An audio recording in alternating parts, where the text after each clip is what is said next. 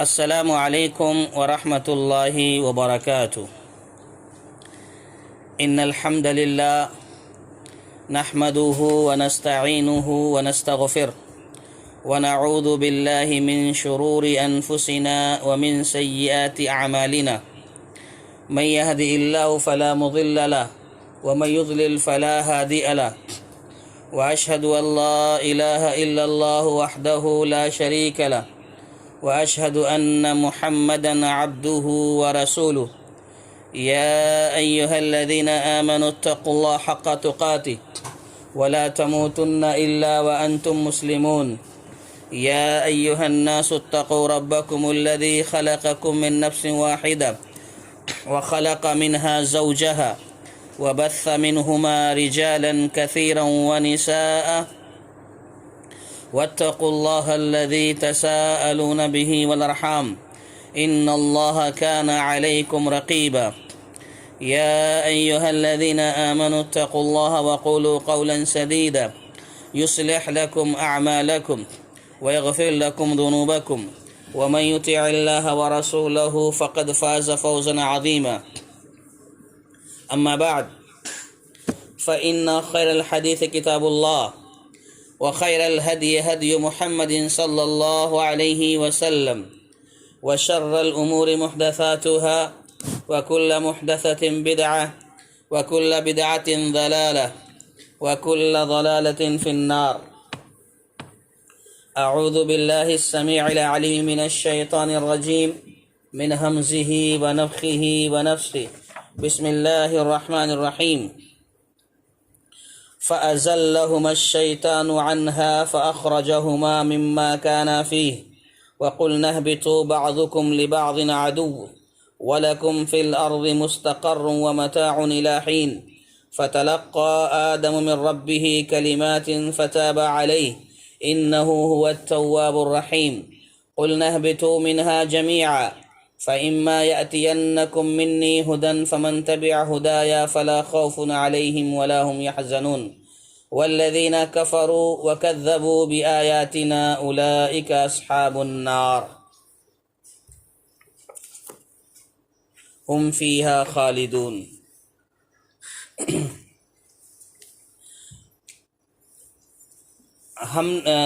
لیکن شیطان نے ان کو بہکا کر وہاں سے نکلوا دیا اور ہم نے کہہ دیا کہ اتر جاؤ، تم ایک دوسرے کے دشمن ہو اور ایک وقت مقرر تک تمہارے لیے زمین میں ٹھہرنا ہے اور فائدہ اٹھانا ہے۔ آدم علیہ السلام نے اپنے رب سے چند باتیں سیکھ لیں اور اللہ نے ان کی توبہ قبول فرمائی، بے شک وہی توبہ قبول کرنے والا ہے۔ ہم نے کہا تم سب یہاں سے چلے جاؤ، جب کبھی تمہارے پاس میری ہدایت پہنچے تو اس کی تابعداری کرنے والوں پر کوئی خوف اور غم نہیں، اور جو انکار کر کے ہماری آیتوں کو جھٹلائیں وہ جہنمی ہیں اور ہمیشہ اسی میں رہیں گے۔ محترم ساتھیوں، سامعین، خواتین اسلام، آج کے درس میں آیت نمبر 36 سے ہے انشاءاللہ، اور اس کے پہلے جو ہم نے باتیں سماعت کی ہیں جس میں یہ بات بتائی گئی کہ اللہ تبارک و تعالی نے آدم علیہ السلام کو کہا کہ تم اور تمہاری بیوی جنت میں آرام سے رہو، لیکن فلاں درخت کے قریب مت جانا ورنہ تمہارا شمار ظالموں میں سے ہو جائے گا۔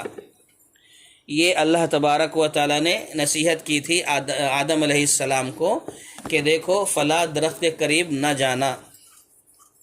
اب ہوا یہ کہ جنت میں رہتے ہوئے شیطان نے کیا کر دیا، فَأَزَلَّهُمَا الشَّيْطَانُ عَنْهُمَا فَأَزَلَّهُمَا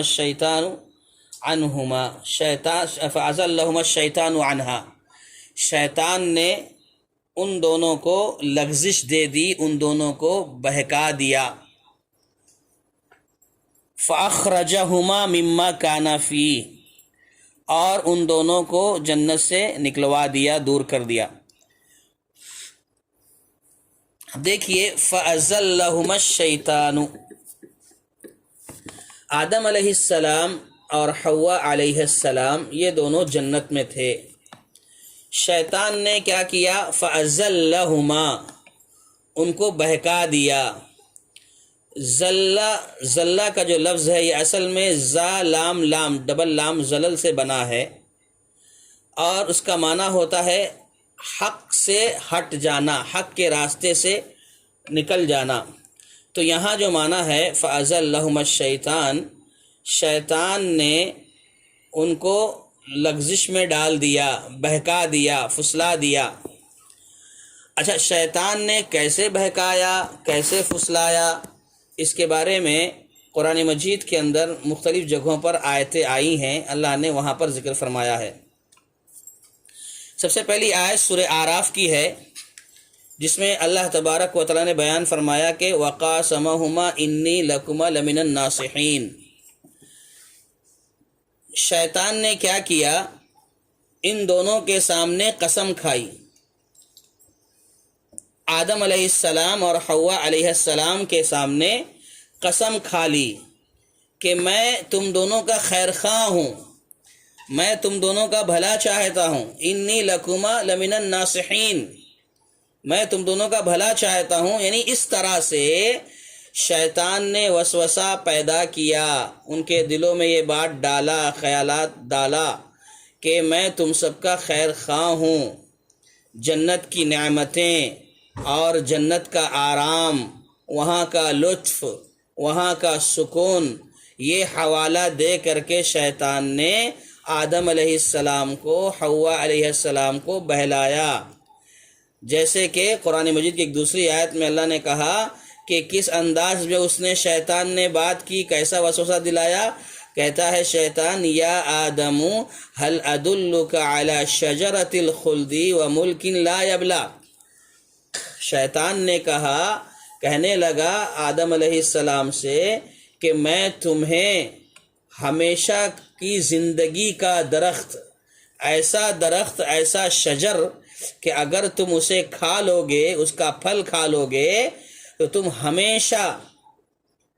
ہمیشہ زندہ رہو گے، کبھی تمہیں موت نہیں آئے گی، اور وَمُلْكٍ لَا يَبْلَى، اور ایسی بادشاہت جو کبھی ختم نہیں ہوگی، کبھی پرانی نہیں ہوگی۔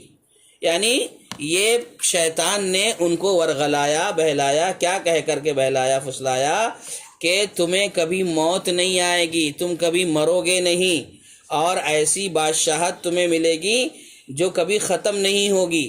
یعنی وہ درخت کا پھل تمہیں میں جو بتا رہا ہوں، اس کو اگر تم چکھ لو گے، اس کو اگر کھا لو گے تو تمہیں کبھی موت نہیں آئے گی اور کبھی بادشاہت تمہاری ختم نہیں ہوگی۔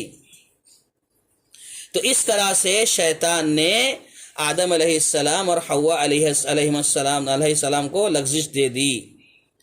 اب ہم یہ جانتے ہیں دنیا میں جو انسان زندگی گزارتا ہے، انسان کی یہ فطرت میں بات رکھی گئی ہے، انسان کی فطرت میں یہ چیز ہے کہ ہر انسان ہمیشہ کی زندگی چاہتا ہے، ہر انسان ہمیشہ کی نعمت چاہتا ہے، اور شیطان نے کیا کیا؟ انسان کے اسی پہلو پر وار کیا، اسی کمزور پہلو پر وار کیا، اسی کمزور پہلو پر وار کرتا ہے، لگاتا ہے، اور یہی اختیار کیا اس نے آدم علیہ السلام اور حوا علیہ السلام پر کہ دیکھو ہمیشہ کی زندگی تمہیں مل جائے گی، ہمیشہ کا آرام تمہیں مل جائے گا، ہمیشہ کی بادشاہت تمہیں مل جائے گی، کبھی ختم ہونے والی نہیں ہے۔ اس طرح سے شیطان نے کیا کیا؟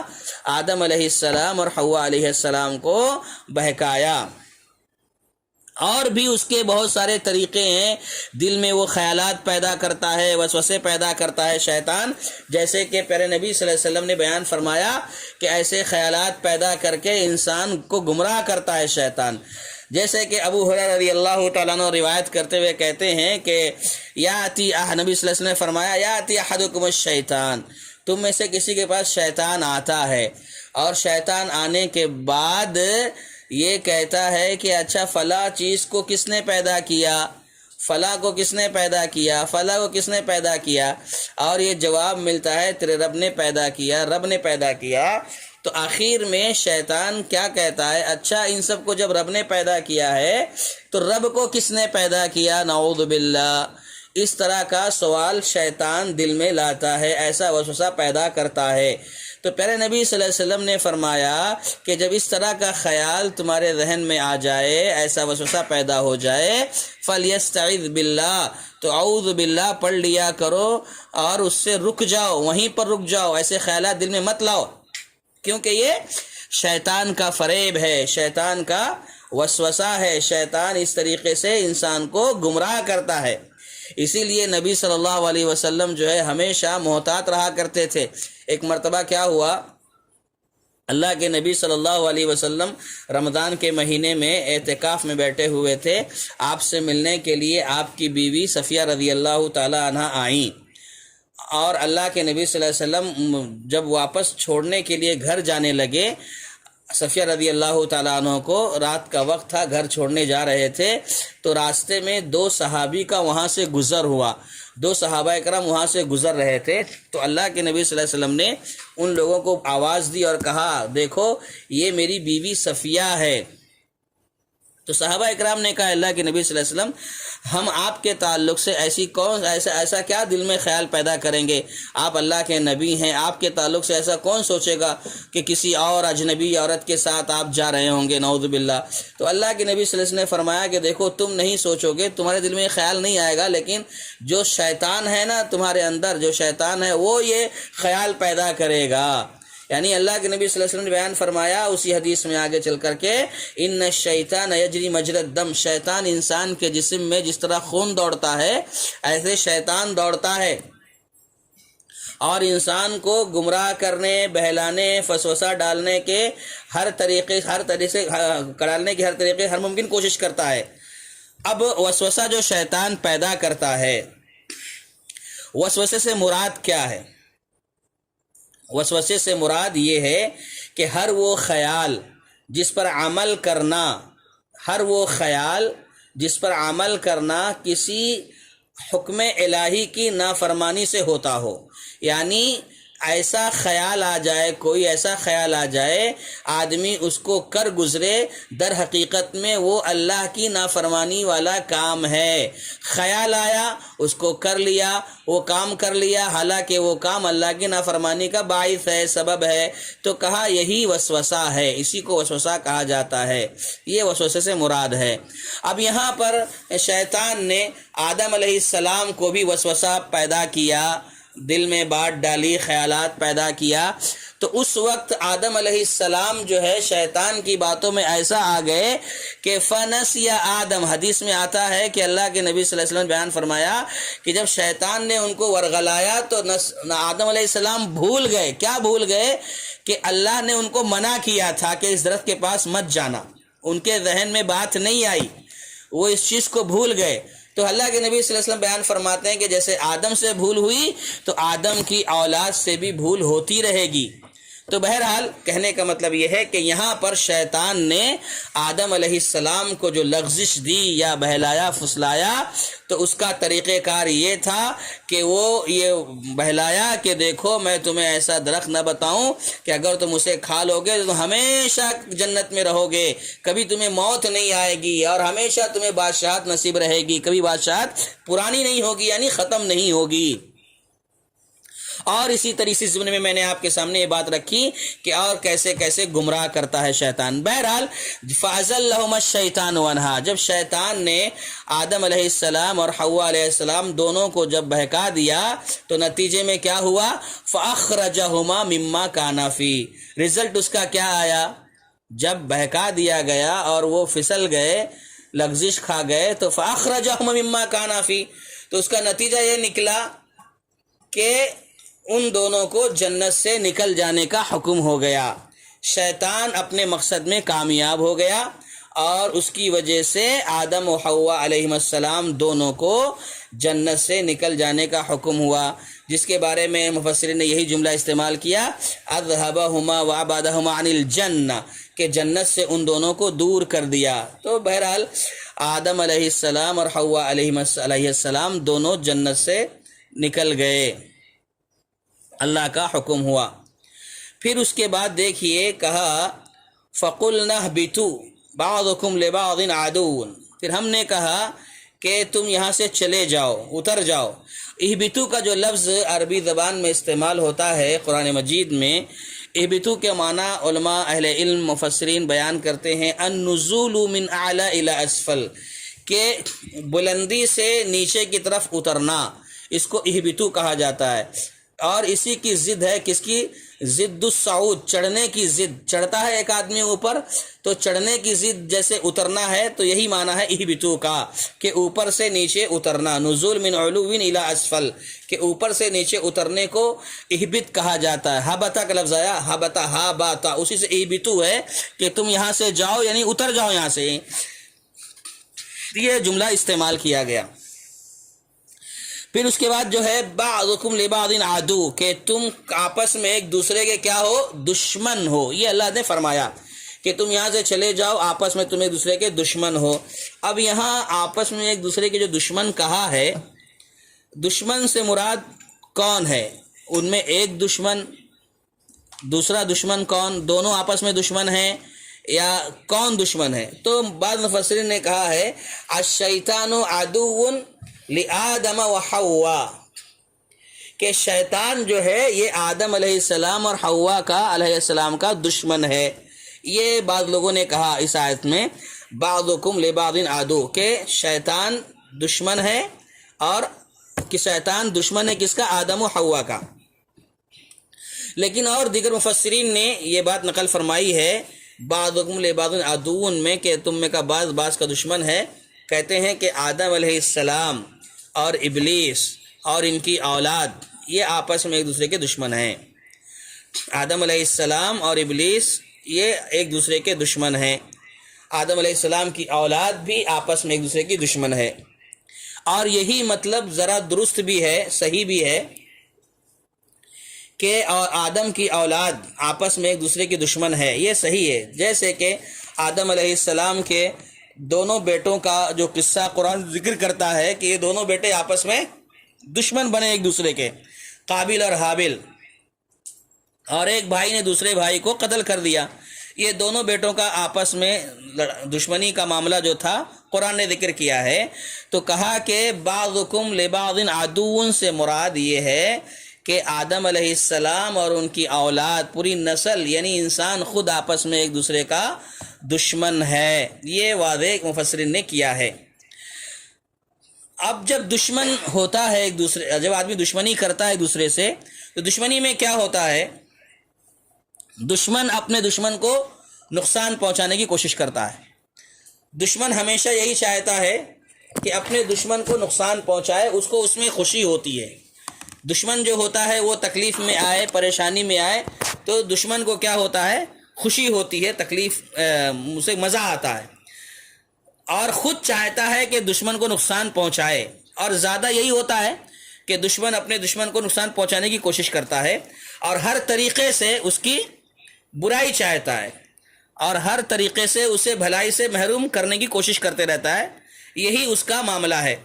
تو اسی ضمن میں، اسی حوالے سے کہ جب دشمنی کا معاملہ ایسا ہے کہ دشمن اپنے دشمن کی برائی چاہتا ہے، دشمن اپنے دشمن کو بھلائی میں دیکھنا نہیں چاہتا ہے، تو اسی حوالے سے قرآن مجید میں اللہ تعالیٰ نے ذکر کیا ہے، بیان کیا ہے کہ آدم علیہ السلام کے بیٹوں کو، آدم علیہ السلام کی اولاد کو، آدم علیہ السلام کی نسل کو شیطان سے ڈرتے رہنا چاہیے، شیطان کو اپنا دشمن سمجھنا چاہیے۔ جیسے کہ اللہ تعالیٰ نے فرمایا، سورہ فاطر کی آیت ہے، ان الشیطان لکم عدو فاتخذوہ عدوا انما یدعو حزبہ لیکون من اصحاب السعیر، شیطان تمہارا دشمن ہے۔ اللہ تعالیٰ فرما رہا ہے کہ شیطان دیکھو تمہارا دشمن ہے، تم اسے اپنا دشمن سمجھو، اسے دشمن اپنا بناؤ۔ اس کا معاملہ یہ ہے کہ وہ اپنی جماعت کو بلاتا ہے اور تم پر کام کرتا ہے تاکہ وہ جہنم والے بن جائیں، سب کو جہنمی بنانا چاہتا ہے وہ، یہ شیطان کا معاملہ ہے۔ اور اسی طریقے سے سورہ کہف میں اللہ نے فرمایا، افتتخذونہ وذریتہ اولیاء من دونی وہم لکم عدو بئس للظالمین بدلا، کیا اللہ فرمایا کیا تم اسے اور اس کی اولاد کو میرے سوا اپنا دوست بناتے ہو، حالانکہ وہ تمہارے دشمن ہیں، اور ظالموں کے لیے بہت برا بدلہ ہے۔ یعنی اللہ تعالیٰ یہ یہاں بتانا چاہ رہا ہے کہ شیطان کو اپنا دشمن بناؤ، یہ شیطان تمہارا دشمن ہے، اسے دشمن سمجھو۔ آج معاملہ کیا ہے کہ آج انسان شیطان کے نقش قدم پر چلتا ہے، شیطان نے ذرا بہلا فسلا دیا اور شیطانوں کے نقش قدم پر آج انسان چلتا ہے۔ ہم جس راستے سے گزرتے ہیں شیطان لائن لگا لیتے ہیں ہمارے سامنے کہ یہ بھی راستہ دکھاتا ہے گمراہی کا، بربادی کا، برائی کا۔ ہم جب گزرتے ہیں شیطان لائن لگائے کھڑے ہو جاتے ہیں گمراہ کرنے کے لیے۔ لیکن ایک شخصیت ایسی بھی تھی کہ جب وہ گزرتی تھی راستے سے اور شیطان ہوتا تھا تو اس کو دیکھ کر راستہ بدل دیتا تھا۔ وہ کون تھے؟ عمر رضی اللہ تعالیٰ عنہ۔ عمر رضی اللہ تعالیٰ عنہ جس راستے سے گزرتے تھے شیطان راستہ خود بخود چینج کر دیتا تھا، وہ ڈرتا تھا عمر رضی اللہ تعالیٰ عنہ سے۔ بہرحال یہ بات واضح ہوئی کہ شیطان کی انسانی دشمنی واضح ہے۔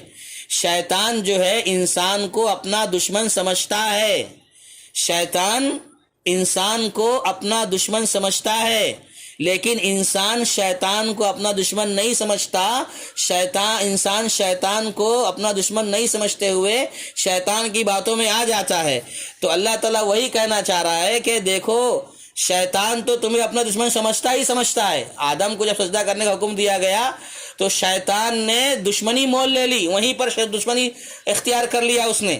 اب یہاں پر انسان کو یہ کہا جا رہا ہے کہ اب انسان کو چاہیے کہ شیطان سے دشمنی کرے، اور اگر انسان شیطان کو حقیقی معنوں میں دشمن سمجھے گا تبھی اس کو نجات ملے گی، تبھی اس کے نجات کی امید کی جا سکتی ہے جب وہ دشمن بنائے گا شیطان کو۔ تو بہرحال اس آیت میں ہمارے لیے یہ نصیحت ہے کہ ہم شیطان کو اپنا دشمن سمجھیں، کیونکہ شیطان ہمیشہ یہی چاہے گا کہ کسی بھی طریقے سے گمراہ کرے۔ وہ آگے سے، پیچھے سے، دائیں سے، بائیں سے آتا ہے اور گمراہ کرنے کی پوری کوشش کرتا ہے۔ اب آگے بڑھتے ہیں، اس کے بعد کی آیت ہے وَلَكُمْ فِي الْأَرْضِ مُسْتَقَرٌّ وَمَتَاعٌ إِلَىٰ حِينٍ۔ اس کا معنی یہ ہے، اللہ نے فرمایا کہ اب اہبطوا، یہاں سے جاؤ۔ اللہ نے کہاں بھیجا؟ وہی کہہ رہا ہے کہاں بھیجا کہ ایک مدت کے لیے، ایک مقررہ وقت تک کے لیے تمہارے لیے زمین میں ٹھہرنا ہے اور فائدہ اٹھانا ہے۔ یعنی تم اب زمین میں جاؤ، زمین میں تمہیں ٹھہرنا ہے ایک وقت تک کے لیے، ایک مدت تک کے لیے۔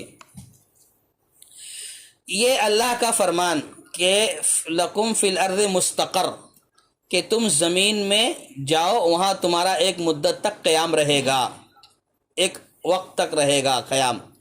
تو یہ الفاظ جو استعمال ہوئے ہیں دلیل ہیں اس بات کے کہ آدم علیہ السلام جس جنت میں رکھے گئے تھے وہ جنت آسمان پر تھی، کیونکہ اللہ نے ایک تو اہبطوا کا لفظ استعمال کیا کہ اتر جاؤ، تو اوپر سے نیچے اترنے کو اہبطوا کہا جاتا ہے، اور دوسرا اس آیت میں وَلَكُمْ فِي الْأَرْضِ کہا گیا نا کہ زمین میں تمہارا قیام ہوگا ایک مدت تک کے لیے، جاؤ زمین میں۔ تو اس سے استدلال کرتے ہوئے مفسرین یہ ذکر کرتے ہیں کہ آدم علیہ السلام کو جس جنت میں رکھا گیا تھا وہ آسمان پر تھی، اس لیے کہ بعض مفسرین نے، بعض لوگوں نے یہ بھی کہا ہے کہ آدم علیہ السلام کو جس جگہ رکھا گیا تھا جنت میں وہ آسمان پر نہیں تھی، زمین پر تھی۔ اس طرح کی بات بھی لوگوں نے کی ہے، تو اس لیے مفسرین نے اس سے استدلال کرتے ہوئے کہا ہے کہ وہ جنت جس میں آدم علیہ السلام کو رکھا گیا تھا وہ جنت زمین پر نہیں تھی، یہاں وہاں نہیں، بلکہ وہ آسمان پر تھی۔ اِلَىٰ حِينٍ یعنی کب تک کے لیے؟ اس کی تفسیر میں مفسرین نے کہا ہے وَهُوَ قِيَامُ السَّاعَةِ، قیامت تک یعنی موت تک کے لیے، جب تک تمہاری موت نہیں آئے گی تب تک تم کو دنیا میں رہنا ہے۔ تو معلوم یہ ہوا اس آیت سے کہ دنیا میں جب اللہ تعالیٰ نے بھیج دیا اور کہا کہ ایک مقررہ مدت تک کے لیے رہنا ہے، تو معلوم ہوا کہ زمین پر انسان جو رہ رہا ہے، انسان اس دنیا میں جو زمین پر رہائش پذیر ہے، یہ عارضی ہے، ہمیشہ کی زندگی یہاں نہیں ہے۔ یہ تو بس دنیا ایک راہ گزر ہے، ایک راستہ ہے جہاں سے آدمی گزر رہا ہے، اور اس راستے سے گزر کر کے اگلی دنیا کے لیے جہاں اسے ہمیشہ رہنا ہے وہاں کے لیے توشہ حاصل کرنا ہے، وہاں کے لیے توشہ تیار کرنا ہے۔ اس راہ گزر میں مستقل ٹھکانہ تعمیر کرنا نہیں ہے، بلکہ آگے کی دنیا کے لیے، آخرت کی دنیا کے لیے آدمی کو یہاں تیاری کرنا ہے، کیونکہ یہاں تو بس چند دن کے لیے آیا ہے۔ ایک آدمی جب کسی منزل پر جاتا ہے، سفر کرتا ہے، اور راستے میں کوئی درخت آیا، سائبان آیا، رک کر کے تھوڑی دیر آرام کرتا ہے، تو وہاں اپنا گھر نہیں بناتا ہے، بلکہ اپنی منزل پر پہنچنے کی کوشش کرتا ہے، اپنی منزل پر پہنچنے کی کوشش کرتا ہے۔ تو بس یہی حال ہے، اس سے سمجھ میں آتا ہے وَلَكُمْ فِي الْأَرْضِ مُسْتَقَرٌّ وَمَتَاعٌ إِلَىٰ حِينٍ۔ تو یہ دنیا کی زندگی ایک مقررہ وقت تک کے لیے ہے، اس سے اللہ نے وعدے کر دیا۔ اب آگے دیکھیے، فَتَلَقَّىٰ آدَمُ مِن رَبِّهِ كَلِمَاتٍ فَتَابَ عَلَيْهِ۔ آدم علیہ السلام کو اللہ تعالیٰ نے چند باتیں سکھائیں، یعنی آدم علیہ السلام نے اپنے رب سے چند باتیں سیکھ لیں اور اللہ نے ان کی توبہ قبول فرمائی۔ ہوا یہ کہ جب آدم علیہ السلام کو جنت سے نیچے اتار دیا گیا تو آدم علیہ السلام بہت زیادہ پشیمان ہوئے، شرمندہ ہوئے اور توبہ استغفار میں مصروف ہو گئے، بہت زیادہ روئے، گڑ گڑائے، استغفار کیے، توبہ کیے، اور وہ توبہ کرتے رہے۔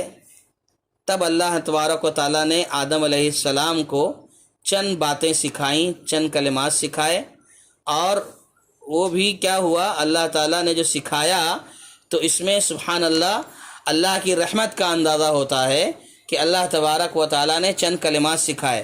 اللہ کی رحمت اللہ کے غضب پر غالب ہے، یہ سمجھ میں آ رہا ہے یہاں پر کیسے؟ دیکھیے، اللہ تعالیٰ غصے کی حالت میں ہے، آدم علیہ السلام نے نافرمانی کی، لغزش ہو گئی، اللہ تعالیٰ دنیا میں بھیج دیا، اور یہ معاملہ تھا، اللہ غصے میں ہے۔ تو ایسے غصے کے حالت میں بھی اللہ اپنے بندے کے ساتھ رحم و کرم کا معاملہ کرتا ہے، غصے کی حالت میں بھی اللہ اپنے بندے کے ساتھ رحم و کرم کا برتاؤ کرتا ہے۔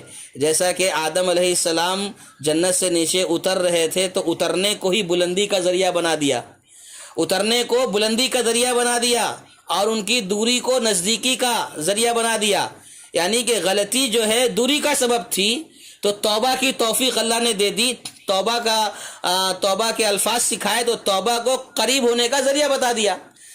اللہ تعالیٰ نے غلطی کو بتایا کہ دور ہونے کا ذریعہ ہے، تو توبہ کے الفاظ سکھائے، توبہ سکھائی، توبہ کرنا سکھایا تو توبہ کو قریب ہونے کا وسیلہ بتا دیا، ذریعہ بتا دیا۔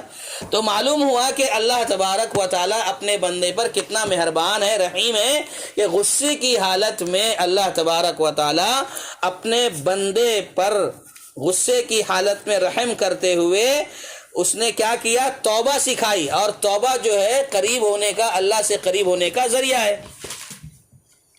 فَتَلَقَّىٰ آدَمُ مِن رَبِّهِ کلمات، اللہ تعالیٰ نے، رب نے آدم علیہ السلام کے دل میں بات ڈال دی، اللہ نے یہ بات آدم علیہ السلام کے دل میں ڈال دی۔ کیا ڈال دی؟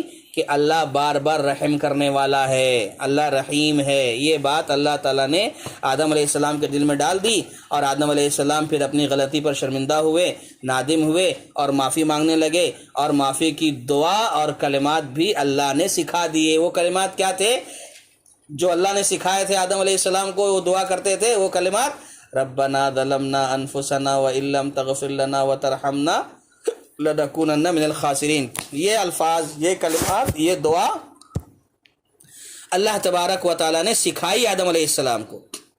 صحیح مسلم کے اندر ایک روایت آتی ہے کہ دیکھیے اللہ تبارک و تعالیٰ اپنے بندے پر کتنا مہربان ہے۔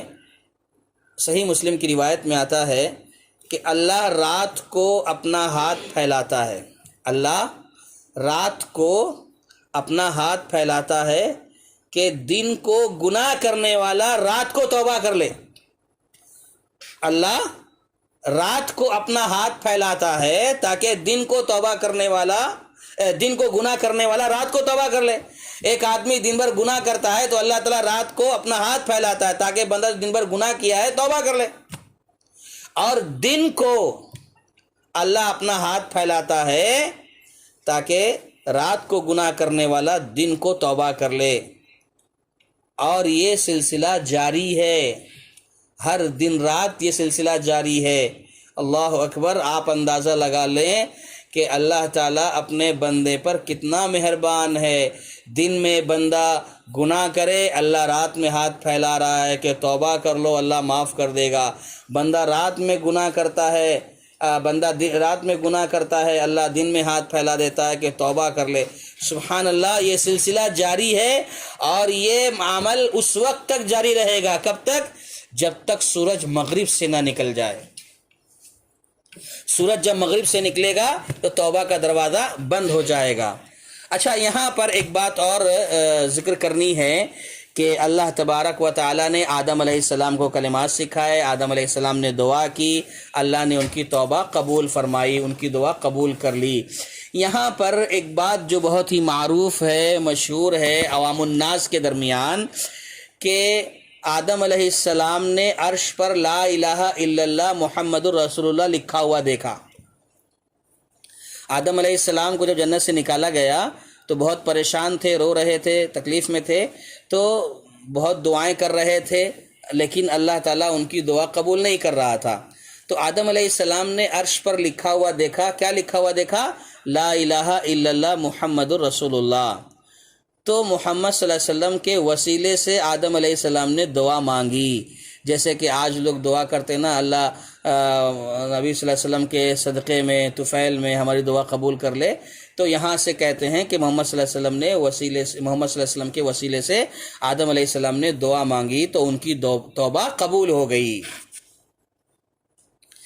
تو یہ روایت جو پیش کی جاتی ہے مستدرک حاکم کی روایت ہے، لیکن اس روایت کے بارے میں امام ذہبی رحمۃ اللہ علیہ نے، جو بڑے پائے کے محدث تھے اور اسماء الرجال پر کافی درک رکھتے تھے، انہوں نے یہ کہا ہے کہ یہ حدیث موضوع ہے، من گھڑت ہے، اس کی کوئی بنیاد نہیں ہے، یہ اپنے ہاتھوں سے لکھی گئی ہے، کسی نے اپنے طور سے اس کو بنا دیا ہے، ایسی کوئی حدیث نہیں ہے، موضوع روایت ہے یہ کہ آدم علیہ السلام نے عرش پر لا الہ الا اللہ محمد رسول اللہ لکھا ہوا دیکھا تو سمجھ گیا کہ اب میری نجات اسی میں ہے کہ محمد صلی اللہ علیہ وسلم کے وسیلے سے دعا کروں گا تو قبول ہو جائے گی، اور ایسا انہوں نے کیا تو قبول ہو گئی۔ تو یہ من گھڑت روایت ہے، یہ موضوع روایت ہے، اس کی کوئی حقیقت نہیں ہے۔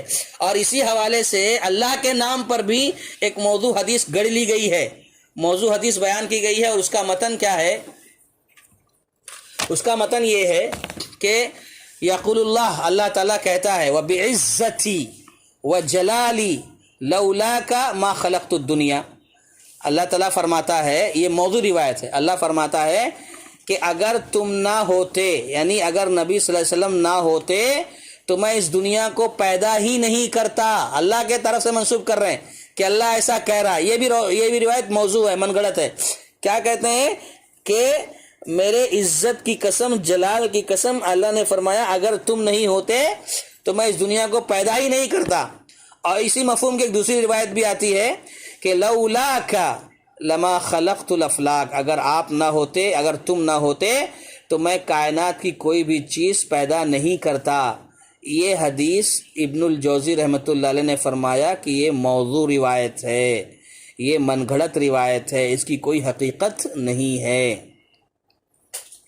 یہ دونوں روایتیں جو بھی پیش کی گئی کہ اللہ تعالیٰ نے کہا اگر آپ نہیں ہوتے تو میں دنیا کو پیدا نہیں کرتا، آپ نہیں ہوتے تو میں کائنات کی کوئی بھی چیز پیدا نہیں کرتا، تو یہ کہتے ہیں من گھڑت روایت ہے۔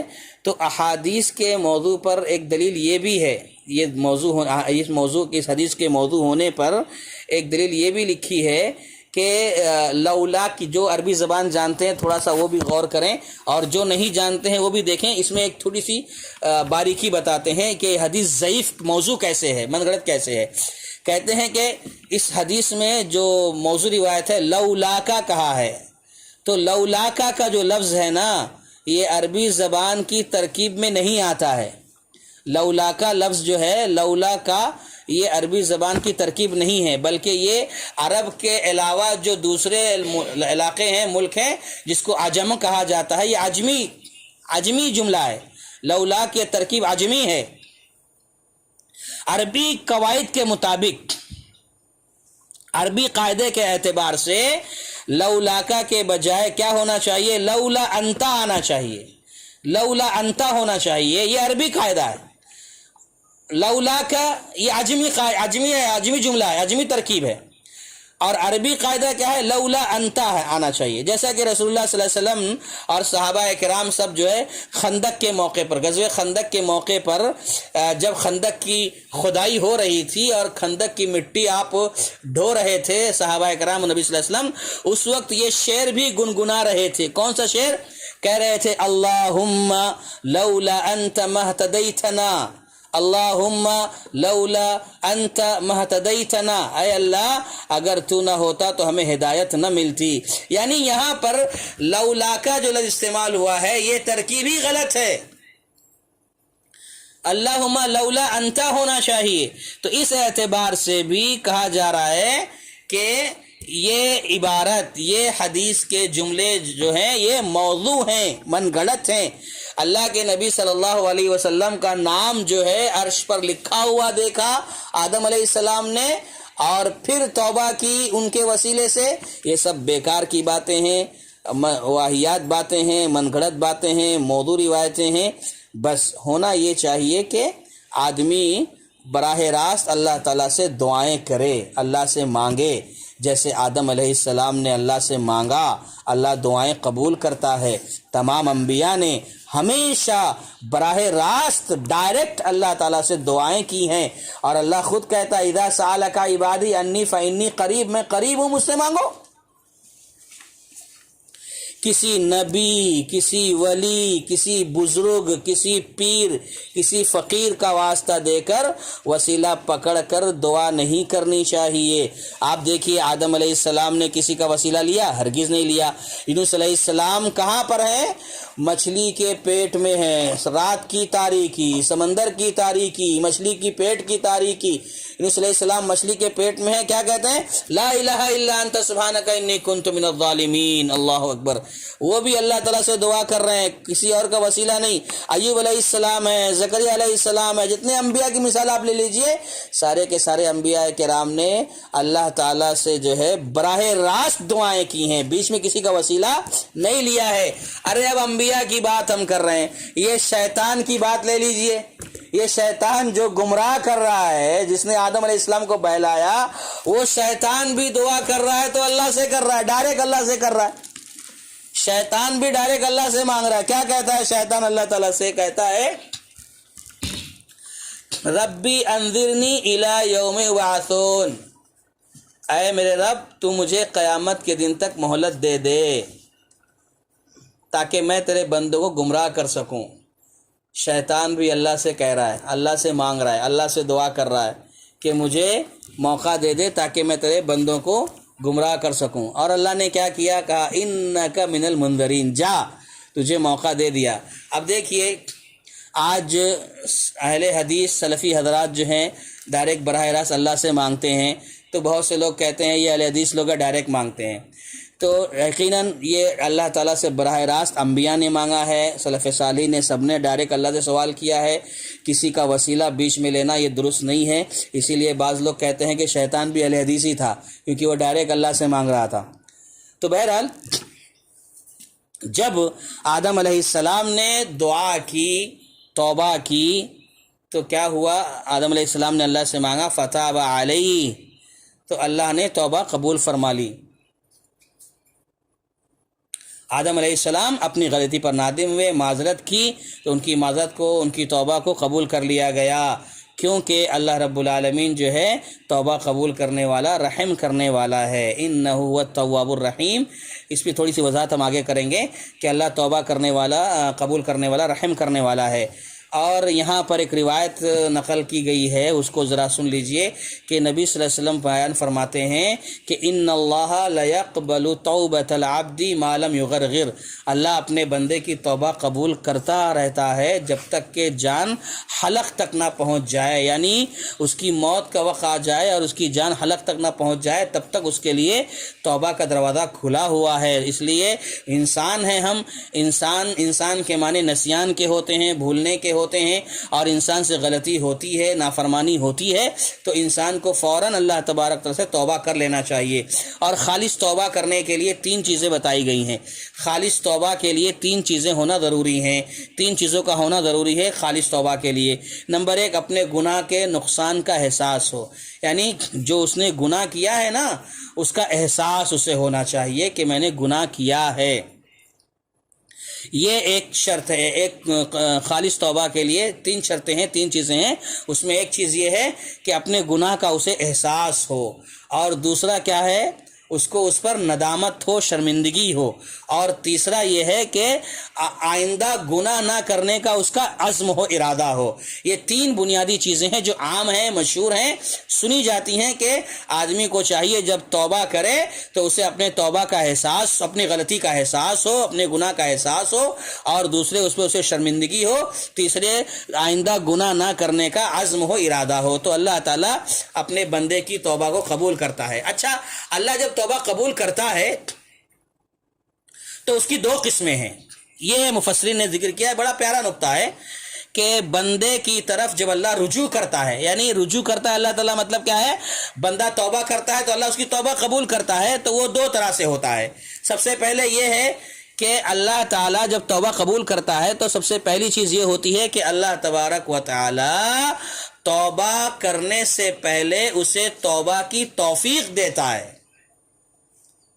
یہ پہلی بات، پہلا نقطہ، کہ توبہ، بندے کے توبہ سے پہلے اللہ اسے کیا کرتا ہے، توفیق دیتا ہے۔ وہی توفیق للتوبۃ، توبہ کی توفیق دینا، یہ اللہ کا توبہ قبول کرنے کا جب ارادہ ہوتا ہے، اللہ جب توبہ قبول کرتا ہے تو اس کی پہلی اور بنیادی چیز یہ ہوتی ہے، قسم ہوتی ہے کہ اللہ توبہ کی توفیق دیتا ہے۔ جیسے کہ آپ سورہ توبہ جب پڑھیں گے تو سورہ توبہ میں جہاں پر یہ قصہ بیان کیا گیا ہے کہ کعب بن مالک، ہلال ابن امیہ، مرارہ ابن ربیعہ، یہ تینوں جو غزوہ تبوک میں شریک نہیں ہو سکے تھے تو ان کے لیے بڑا معاملہ آ گیا تھا، ان زمین اپنی کشادگی کے باوجود ان پر تنگ ہو گئی تھی۔ تو اسی آیت میں یہ ذکر کیا گیا ہے کہ ثم تاب علیہ لیتوبوا، ان لوگوں کے حوالے سے کہا گیا ہے کہ ثم تاب علیہم لیتوبوا، کہ پھر اللہ نے ان پر مہربانی کی۔ ثم تاب علیہم، اس کا معنی کیا کیا، پھر اللہ نے ان پر مہربانی کی تاکہ وہ توبہ کر لیں۔ ثم تاب علیہم لیتوبوا، اللہ نے ان پر مہربانی کی تاکہ وہ توبہ کر لیں، یعنی توبہ کی اللہ نے توفیق دے دی۔ کس کو؟ کعب بن مالک، ہلال ابن امیہ، مرارہ بن ربیعہ کو، جو واقعہ چل رہا ہے سورہ توبہ میں۔ وہ انشاءاللہ ہم جب وہ گزر پہنچیں گے تو اس کی تفصیل ہم پڑھیں گے۔ پھر یہ پہلی چیز ہو گئی۔ دوسری چیز کیا ہے، دوسری قسم، پھر جب توبہ کی تمام شرائط پوری ہو جاتی ہیں تو اللہ تعالیٰ توبہ قبول کر لیتا ہے۔ پہلے اللہ توبہ کی توفیق دیتا ہے، اور دوسرے مرحلے میں اللہ تعالیٰ جب بندہ توبے کی ساری شرائط مکمل کر لیتا ہے تو اللہ تبارک و تعالیٰ توبہ قبول کر لیتا ہے۔ جیسے کہ اللہ نے سورہ شورى میں فرمایا وَهُوَ الَّذِي يَقْبَلُ التَّوْبَةَ عَنْ عِبَادِهِ وَيَعْفُو عَنِ السَّيِّئَاتِ، کہ اللہ تبارک و تعالیٰ اپنے بندے کی توبہ کو قبول کر لیتا ہے۔ یہ کب ہوتا ہے؟ جب بندہ ساری شرائط کے ساتھ اللہ سے توبہ کر لیتا ہے، یہ دوسری شرط ہے۔ اور اللہ کے نبی صلی اللہ علیہ وسلم بیان فرماتے ہیں، حدیث قدسی ہے، اللہ فرماتا ہے من تقرب الیہ ذراعا تقرب اللہ الیہ باعا، کہ اللہ تبارک و تعالی، اللہ کے نبی فرماتے ہیں کہ جب بندہ اللہ کے قریب 1 ہاتھ جاتا ہے تو اللہ تبارک و تعالی 1 گز جاتا ہے تو اللہ 1 ہاتھ اس کے پاس قریب ہوتا ہے، اور جب بندہ اللہ تعالیٰ کے پاس چل کر آتا ہے تو اللہ تعالیٰ اس کے پاس دوڑ کر آتا ہے۔ یہ اللہ کے نبی صلی اللہ علیہ وسلم نے بیان فرمایا۔ بہرحال فتابہ علیہ سے یہ ساری چیزیں پتہ چل رہی ہیں، معلوم ہوا، جو مفسرین نے ذکر کیا وہ آپ کے سامنے بات رکھی گئی۔ تو اس کے بعد کی آیت ہے انہ هو التواب الرحیم، اللہ تعالیٰ توبہ قبول کرنے والا، رحم کرنے والا ہے۔ یہاں پر دیکھیے التواب کا جو لفظ استعمال ہوا ہے یہ مبالغے کا صیغہ ہے، مبالغے کا صیغہ ہے کہ اللہ تعالیٰ توبہ خوب قبول کرنے والا ہے۔ اب اس آیت کے ذریعے یہ پیغام دیا جا رہا ہے انہ هو التواب الرحیم، کہ وہ اللہ توبہ قبول کرنے والا، مہربان ہے، رحم کرنے والا ہے۔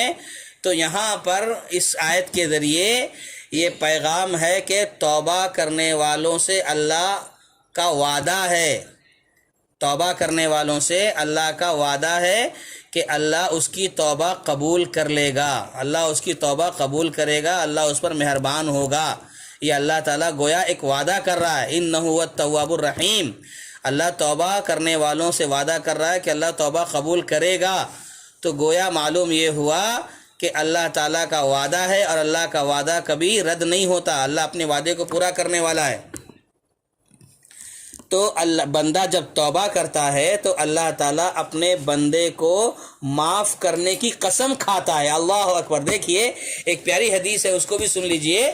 بلکہ وہ اللہ کے نبی صلی اللہ علیہ وسلم بیان فرماتے ہیں کہ اللہ تعالیٰ قسم کھاتا ہے بندوں کو معاف کرنے کی، توبہ کرنے والوں کو معاف کرنے کی اللہ قسم کھاتا ہے۔ جیسے اللہ کے نبی صلی اللہ علیہ وسلم فرماتے ہیں فَأَقُول، کہ میں اللہ سے کہوں گا، یا ربی، اے میرے رب، اِذن لی فی من قال لا الہ الا اللہ، اے اللہ مجھے اجازت دیجئے کہ میں توحید پرستوں کے لیے سفارش کر سکوں، جو موحدین ہیں، توحید پرست ہیں، میں ان لوگوں کے لیے سفارش کروں۔ فیقول، اللہ کہے گا، وَعِزَّتِي، میرے عزت کی قسم ہے، وَجَلَالِي، میرے جلال کی قسم ہے، وَكِبْرِيَائِي وَعَظْمَتِي، میرے کبریائی اور عظمت کی قسم ہے، لَأَخْرِجَنَّ مِنْهَا مَنْ قَالَ لَا إِلَهَ إِلَّا اللَّهُ، کہ میں خود توحید پرستوں کو جہنم سے نکالوں گا۔ اللہ اکبر! دیکھیے کتنی بڑی بات ہے، اللہ تبارک و تعالیٰ اپنے بندے کو معاف کرنے کے لیے قسم کھا رہا ہے کہ میرے عزت کی قسم ہے، میرے جلال کی قسم ہے، میرے عظمت کی قسم ہے، میری بڑائی کی قسم ہے کہ جو توحید پرست ہوں گے میں ان کو جہنم سے نکال لوں گا۔ یعنی یہ توبہ کرنے والے ہوں گے لیکن گناہ کی وجہ سے جہنم میں جائیں گے، تو اللہ کہہ رہا ہے کہ توبہ جب کریں گے تو میں ان کو جہنم سے نکال لوں گا، جہنم میں داخل نہیں کروں گا، یا جہنم میں جانے کو سزا کے طور پر تھوڑی دیر کے لیے رکھیں گے پھر نکالا جائے گا۔ کہنے کا مطلب یہ ہے کہ اللہ تبارک و تعالیٰ کا یہ وعدہ ہے کہ اللہ تبارک و تعالیٰ اپنے بندوں کی توبہ کو قبول فرمائے گا۔ الرحیم، یعنی الرحیم کا معنی یہاں پر یہ ہے کہ اللہ اپنے بندوں پر بہت ہی رحم کرنے والا ہے، ان پر اس کی رحمت یہ ہے اللہ تعالیٰ کی کہ اس نے انہیں توبہ کی توفیق سے نوازا۔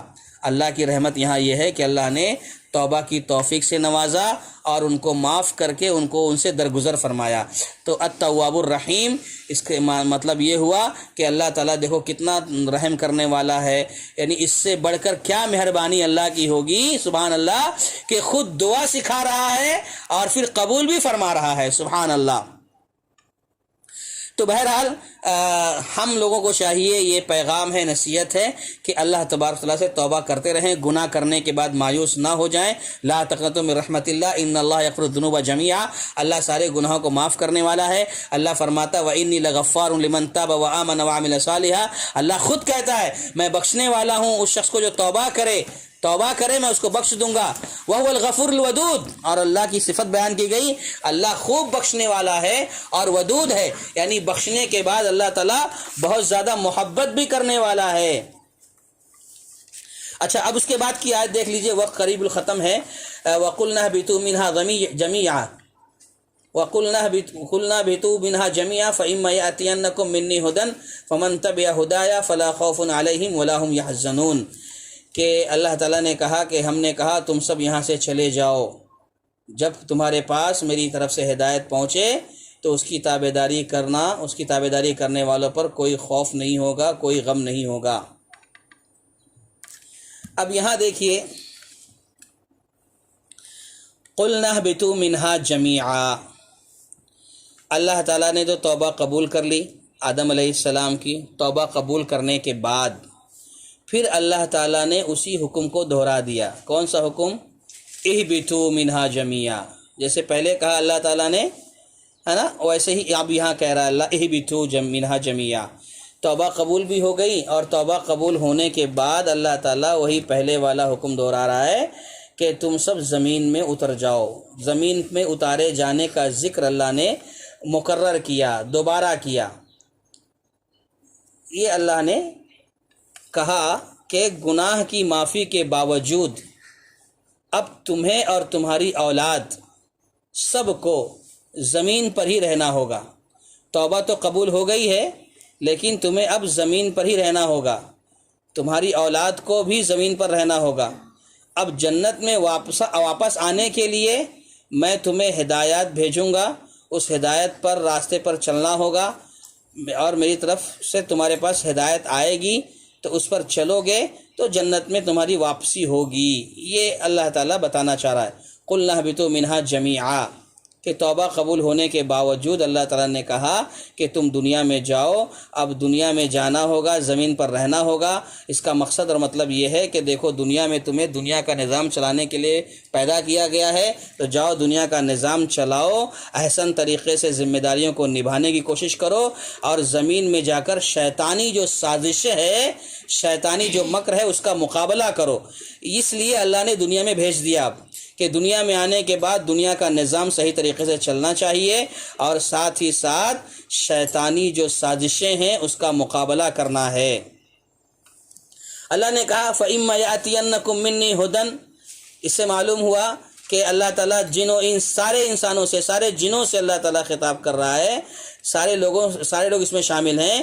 کہا جا رہا ہے کہ دیکھو میری طرف سے تمہارے پاس مسلسل ہدایات آئیں گی، زندگی گزارنے کا دستور آئے گا، زندگی گزارنے کا اصول پیش کیا جائے گا، تو اس کی روشنی میں تم کیا کرو گے؟ تم اپنی زندگی گزارو گے، اپنی زندگی کا مقصد پورا کرو گے اس کی روشنی میں۔ اور اس سے مراد کیا ہے؟ کہا گیا کہ جب میری طرف سے ہدایت آئے گی اور اس کی روشنی میں تم عمل کرو گے تو اس کا فائدہ کیا ہوگا؟ فلا خوف علیہم ولا هم يحزنون، فلا خوف علیہم ولا هم يحزنون، کہ کوئی رنج نہیں ہوگا اور کوئی حزن نہیں ہوگا۔ یعنی جس نے اس ہدایت نامے کی جو اللہ تعالیٰ کی طرف سے آئے گا اس کی پابندی کی، اسے دنیا کی زندگی میں امن نصیب ہوگا، سکون ملے گا، اور آخرت میں کوئی خوف نہیں ہوگا، کسی قسم کی کوئی پریشانی نہیں ہوگی۔ اور اس سے مراد یہ بھی ہے کہ وہ تمام انبیاء آئیں گے، رسول آئیں گے، کتابیں نازل اللہ کرے گا، تو ان کتابوں کو، ان رسولوں کو، ان انبیاء کو جو تمہارے پاس آئیں گے اور جو خبریں دیں گے ان کی تصدیق کرنا، اور جن چیزوں کا اللہ حکم دے گا اس پر عمل کرنا، اور جن چیزوں سے منع کیا ہوگا اس سے اجتناب کرنا، تو کیا ہوگا؟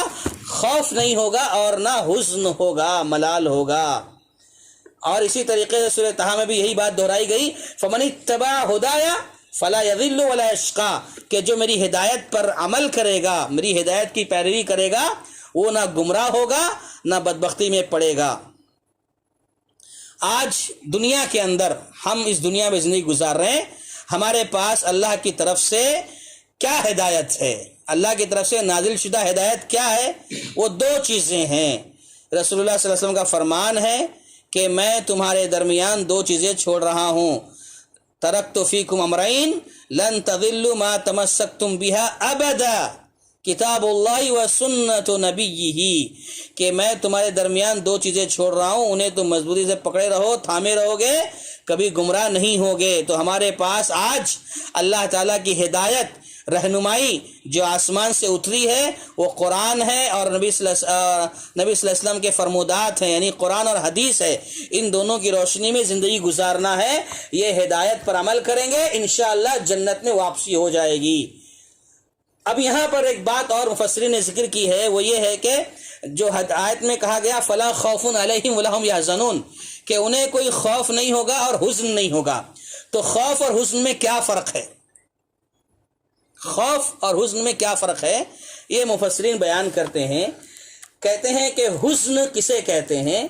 حزن اس کو کہتے ہیں کہ اگر کوئی ایسا معاملہ جو انسان کو پسند نہ ہو، ایسا واقعہ جو انسان کو تکلیف دینے والا ہو، انسان کا ناپسندیدہ واقعہ ہو، ایسا کوئی واقعہ گزرے، ایسا کوئی معاملہ گزر جائے جو انسان کو پسند نہ ہو، ایسا کوئی حادثہ گزر جائے اس کی زندگی میں جو اس کو پسند نہ ہو، تو دل میں وہی واقعہ کیا ہوتا ہے؟ رنج کا، حزن کا سبب ہوتا ہے۔ مطلب کیا ہوا؟ سمجھ میں آیا؟ یہ سمجھ میں آیا نقطہ یہ کہ ایک ایسا واقعہ، حادثہ جو انسان کو پسند نہیں ہے، اب وہ گزر گیا انسان کی زندگی پر، تو اس کا حزن رہتا ہے اس کے دل میں، اس کا رنج رہتا ہے اس کے پاس، ملال رہتا ہے، گویا کسی چہیتے کا جب انتقال ہو جائے، یہ ناپسندیدہ عمل ہے، کسی کا انتقال ہو گیا، زندگی گزر گئی اس کی، وہ ہم سے رخصت ہو گیا، تو دل میں حزن رہتا ہے، دل میں رنج رہتا ہے، رنج کا یہ سبب بنتا ہے جو حادثہ ایسا گزر جائے۔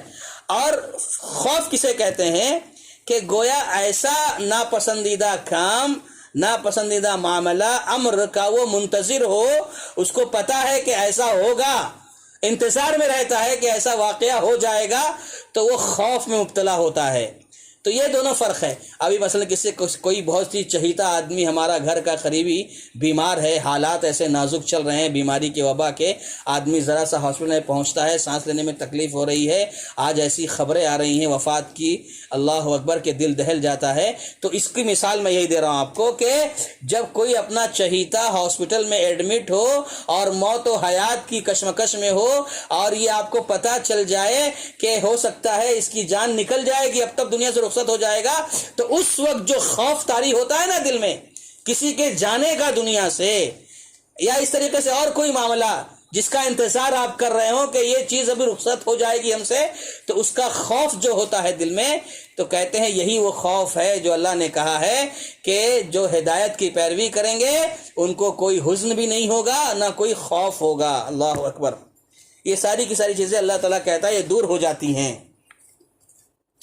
اس کے بعد ایک اور آیت ہے، اس پر ہم اکتفا کر لیں گے، کیونکہ آگے جو ہے، آگے کی جو آیتیں ہیں اس پر موضوع تھوڑا سا دوسرا نکل رہا ہے، بنی اسرائیل کے قصے اللہ تعالیٰ بیان کر رہا ہے، اس لیے اس ایک آیت پر ہم اکتفا کر کے اپنی بات ختم کر لیں گے۔ اللہ تعالیٰ فرماتا ہے وَالَّذِينَ كَفَرُوا وَكَذَّبُوا بِآيَاتِنَا أُولَئِكَ أَصْحَابُ النَّارِ هُمْ فِيهَا خَالِدُونَ، کہ جن لوگوں نے انکار کیا اور ہماری آیتوں کو جھٹلایا، یہی لوگ جہنمی ہیں اور ہمیشہ اسی میں رہیں گے۔ یہاں پر ایک بات یہ ذہن میں رکھیں، آپ ہم سب کو رکھنا چاہیے کہ اس سے پہلے بھی اس کا ذکر ہوا ہے کہ قرآن مجید کا یہ اسلوب ہے، قرآن مجید کا یہ انداز ہے کہ جب انعام و اکرام کا تذکرہ ہو تو ساتھ ہی ساتھ برائی کے انجام کے بارے میں بھی قرآن مجید خبردار کرتا رہتا ہے۔ جیسے کہ اس کے پہلے کہا نا، انذار ہو تو تبشیر بھی ہوتی ہے، جنت کا ذکر ہو تو جہنم کا ذکر بھی ہوتا ہے۔ تو اللہ تعالیٰ انعام و اکرام کے تذکرے کے ساتھ ساتھ برائی کے انجام کا ذکر بھی فرماتا ہے، یہی انداز ہے۔ اس کے پہلے اللہ نے انعام و اکرام کا ذکر کیا، اب اللہ تعالیٰ کہہ رہا ہے وَالَّذِينَ كَفَرُوا وَكَذَّبُوا بِآيَاتِنَا أُولَئِكَ أَصْحَابُ النَّارِ، تاکہ آدمی جب قرآن کا مطالعہ کرے، اس کا مقصد یہ ہوتا ہے کہ قرآن کا مطالعہ کرے تو بیک وقت یہ سمجھ لے کہ نیکی کا کیا فائدہ ہوتا ہے اور برائی کا کیا نقصان ہوتا ہے، اس کے حساب سے اپنی زندگی گزارنے کی کوشش کرے۔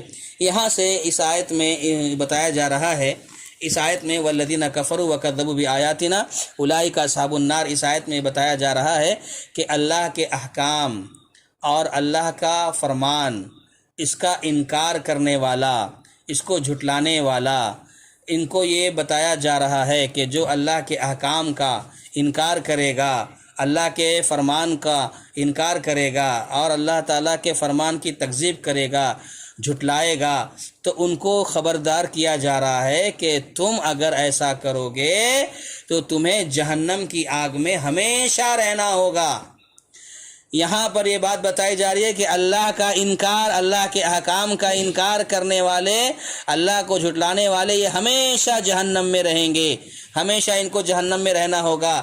اور اللہ اکبر، جہنم اور جہنم کی آگ میں جو جلے گا انسان، جہنم کی آگ کے حوالے سے یہاں پر ضمناً مفسرین نے ایک حدیث کوٹ کی ہے کہ ابو ہریرہ رضی اللہ تعالیٰ عنہ روایت فرماتے ہیں کہ رسول اللہ صلی اللہ علیہ وسلم نے ارشاد فرمایا کہ نارکم جزء من 70 جزءا من نار جہنم، کہ تمہاری یہ جو آگ ہے نا جہنم کی، اللہ اکبر، یہ جو آگ ہے دنیا کی تمہاری، اللہ کے نبی فرماتے ہیں یہ آگ جو تمہاری دنیا کی ہے، یہ آگ جہنم کی آگ کا 70واں حصہ ہے۔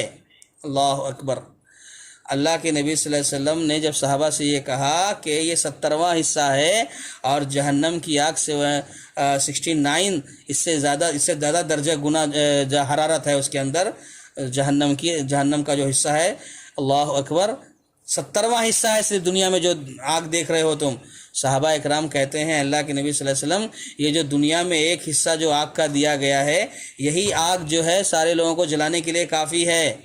باقی 69 حصہ بھی باقی ہے اللہ تعالیٰ کے پاس، اللہ اکبر، جو جہنم میں ہے۔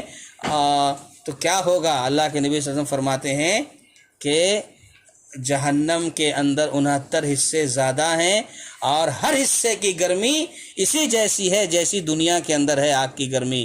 اللہ اکبر۔ تو یہ مفسرین ذکر کرتے ہوئے کہتے ہیں کہ ہر شخص کو چاہیے کہ اپنے آپ کو جہنم سے بچانے کی فکر کرے، کوشش کرے۔ اب دیکھیے کیا کہا اس میں، ہم فیہا خالدون، جو لوگ کفر کریں گے، تکذیب کریں گے اللہ کی آیتوں کی، نشانیوں کی، وہ لوگ جہنمی ہیں۔ ہم فیہا خالدون، اور اس جہنم میں یہ ہمیشہ ہمیش رہیں گے۔ تو ہم فیہا خالدون کا معنی یہ ہے کہ وہ اس جہنم میں ہمیشہ رہیں گے، کبھی اس سے باہر نہیں نکلیں گے، اور جہنم کا عذاب کبھی ان سے کم بھی نہیں ہوگا، اور نہ جہنم میں کوئی ان کی مدد کرنے کے لیے آئے گا۔ انسان سوچے گا جہنم میں، دنیا میں اگر کبھی کوئی تکلیف میں آدمی پہنچ جاتا ہے تو کیا سوچتا ہے کہ تکلیف ایک دن ختم ہو جائے گی، ہمیشہ دن ایک جیسا نہیں رہتا ہے نا؟ مصیبت آتی ہے، تکلیف دنیا میں آتی ہے تو آدمی یہ سوچتا ہے کہ ہر دن ایک جیسا نہیں ہوگا، تکلیف ختم ہو جائے گی، کم ہو جائے گا یہ سب معاملہ، یا نہیں تو کوئی مدد کر دیتا ہے دنیا کے اندر۔ تو اللہ تعالیٰ کہہ رہا ہے ہم فیہا خالدون، کہ جہنم میں وہ ہمیشہ رہیں گے، ان کا عذاب بھی کم نہیں ہوگا، اور نہ ہی کوئی ان کی مدد کے لیے آئے گا، اس سے کبھی باہر نہیں نکلیں گے وہ لوگ۔ تو بہرحال یہ چند آیتیں تھیں جن کی مختصر سی وضاحت اور مختصر سی تفسیر آپ کے سامنے پیش کی گئی ہیں۔ آگے کی آیت بھی ہم ایک لے سکتے تھے، لیکن آگے کا موضوع تھوڑا سا الگ ہو جا رہا ہے، یعنی بنی اسرائیل کے واقعات کا سلسلہ شروع ہو رہا ہے، اس لیے ہم اسی پر اکتفا کرتے ہیں۔ انشاءاللہ آئندہ کل آگے کی باتیں ہم سماعت کریں گے، پڑھیں گے۔ اللہ تعالیٰ سے دعا ہے کہ اللہ رب العالمین ہم تمام کے تمام جو لوگ سن رہے ہیں، سنا رہے ہیں اور سمجھ رہے ہیں، اللہ تعالیٰ ہمیں عمل کی توفیق عطا فرما۔ اللہ تعالیٰ جو شر ہے، فساد ہے، بگاڑ ہے، برائی ہے، اے اللہ ان سب سے ہم سب کی حفاظت فرما، اور ہم سب کو توبہ کرنے والا، استغفار کرنے والا، دعاؤں کا اہتمام کرنے والا بنا۔ اس رمضان کے مہینے میں ہم جو بھی چھوٹی پھوٹی ٹوٹی پھوٹی بندگی عبادت کر رہے ہیں، اے اللہ تو اسے قبول فرما، اور ہم جو بھی کر رہے ہیں اس سے مزید کرنے کی توفیق عطا فرما، اور دنیا میں عزت کے ساتھ رکھنا، اور خاتمہ ہو تو ایمان بالخیر پر ہو۔ آمین۔ وآخر دعوانا ان الحمد للہ رب العالمین۔ السلام علیکم ورحمۃ اللہ وبرکاتہ۔